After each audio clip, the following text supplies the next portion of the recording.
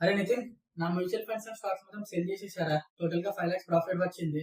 గోవాకి వచ్చి లేదామా? రే రే రే రే, 5 lakhs మొత్తం నీవి కాదు. అందులో కొంత భాగం గవర్నమెంట్ కి ట్యాక్స్ కట్టాలి. క్యాపిటల్ ట్యాక్స్ నుంచి విన్నావా అసలు? క్యాపిటల్ ట్యాక్స్ అదేంటిది? అదంతా సరే కానీ, స్టాక్ అంతా 1 year కంటే ఎక్కువ హోల్డ్ చేసావా లేదా ఒక రోజులో అమ్మేసావా? 1 year కంటే తక్కువనే హోల్డ్ చేశాను రా. నీకు తెలుసు కదా. ఇప్పుడు ఏం చేయాలి? బాబు బద్దం, 1 year కంటే తక్కువ హోల్డ్ చేసావు కాబట్టి అది షార్ట్ టర్మ్ క్యాపిటల్ గెయిన్ అవుతుంది. ఇప్పుడు క్యాపిటల్ గెయిన్ ట్యాక్స్ అంటే ఏంటి? ఆస్తి, అసెట్స్ అమ్మి వచ్చిన ప్రాఫిట్ మీద గవర్నమెంట్ వేసే ట్యాక్స్. ఇది రెండు రకాలుగా ఉంటుంది అనమాట. లాంగ్ టర్మ్ క్యాపిటల్ గెయిన్స్ ఒకటి, షార్ట్ టర్మ్ క్యాపిటల్ గెయిన్స్ ఒకటి. ఇప్పుడు నీది షార్ట్ టర్మ్ క్యాపిటల్ గెయిన్స్ కాబట్టి వచ్చిన ప్రాఫిట్ మీద 20% ట్యాక్స్ కట్టేయాలి గవర్నమెంట్. అదే ఒకవేళ 1 year కంటే ఎక్కువ హోల్డ్ చేసామనుకో, ప్రతి ఇయర్ 1,25,000 వరకు ఎగ్జామ్షన్ ఉంటుంది.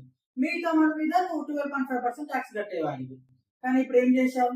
షార్ట్ టర్మ్ క్యాపిటల్ తీసుకొని 20% ట్యాక్స్ కట్టాం. 1 year కేసు షేర్ మార్కెట్ సంపాదిస్తే దీని మీద కూడా 20% ట్యాక్స్ కట్టాలా? నా 5 lakhs ప్రాఫిట్ లో చాలా వరకు ట్యాక్స్ కే పోతుంది అనమాట. ఇక గోవాకి ఏం పోతాం? చెరువు గట్టకు అటు ఇటు వెళ్ళి అయితే గోవా అనుకుందాం. వ్యూయర్స్, మీకు చెప్తున్నా, స్టాక్ మార్కెట్ బుల్ రన్ ఉందని ప్రాఫిట్ కోసం చూస్తూ ఉంటారు కదా, కానీ ఇక్కడే చూస్తుంది, ప్రాఫిట్ మీద కూడా ట్యాక్స్ పడుతుంది. ఇప్పుడు తెలిసింది కదా, ట్యాక్స్ ప్లానింగ్ కూడా ముందే చూసుకోండి.